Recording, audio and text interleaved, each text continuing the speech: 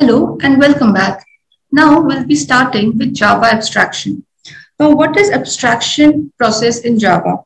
It is a process of exposing all the necessary details in a program and hiding the rest. Okay. So now let's get into a simple understanding of Java abstraction. So I'll give you a real life example. So suppose a person is driving a car. Now, he or she knows that if I press the accelerators, it will increase the speed of a car. Or when I press the brake, the car will stop. But does he know whether how this entire process in the car machinery works? No, right? They are not.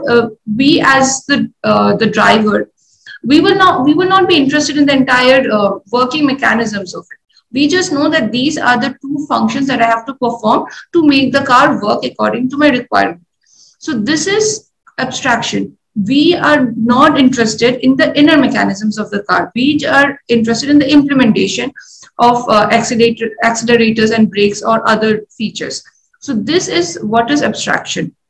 So now let's go into Java abstractions, some of the main features that we have to keep in mind while working with abstraction. First is abstraction is a principle used that enables inheritance. In our previous module, you must have gone through, when you have gone through, you must have understood inheritance. Abstraction helps in the process of inheritance. The next is whenever you use abstraction, when you're going to use abstraction in your program, you have to make sure that you're using the keyword abstract. Without that, you cannot involve abstraction in your program. And also in an abstract method, it is a method that is declared without any implementation. You're not implementing that when you're abstracting it in that main program, you're not implementing it. Okay. And finally, there can be no object in an abstract class. So these last 3 points you have to keep in mind. First of all, that you have to use the abstract keyword. Second, the method in an abstract method is declared without implementation. And finally, there is no object. Okay.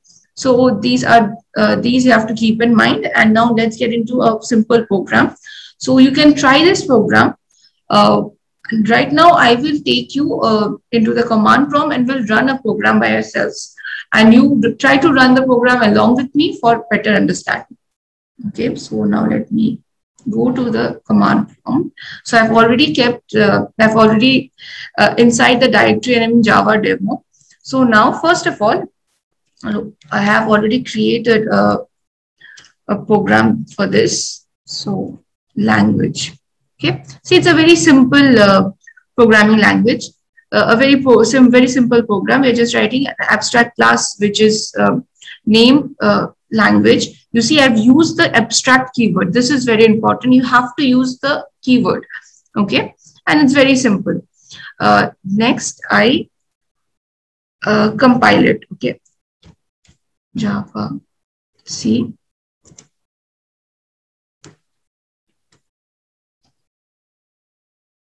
All right.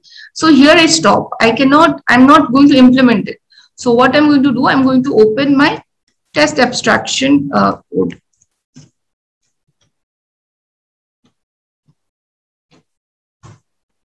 You see here, this code is seen. Okay, just a minute. Okay, you can see here, this is the code. So we are creating an object in the test set. In this test code, we're creating an object. Okay, not in the original the abstract program.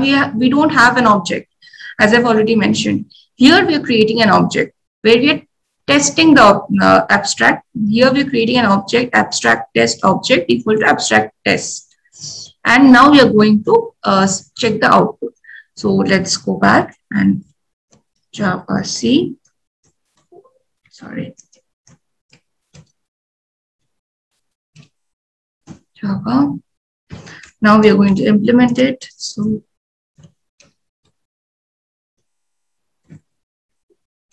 you see, this is a programming language. This was printed in system.print.iln. This code was written in the original abstract class. But Only when you're implementing it using the abstract test, then this code is being displayed. So this is how we use an abstract.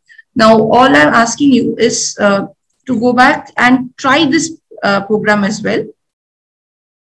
And you'll see you'll be able to, it is very similar to this particular program. This second half of the program, you have to see this second half of the program, you have to create a different file for it to run. Okay. This second half of the program has to be you have to create a different file name. Suppose here it is Honda 4, right? You have to create another class Honda 4, and then you can break the abstraction and you can work on it. Okay. So with this, let's take a quick break. We'll come back and we'll learn more about the last and final topic under the ops portion of Java, that is polymorphism. So let's take a quick break.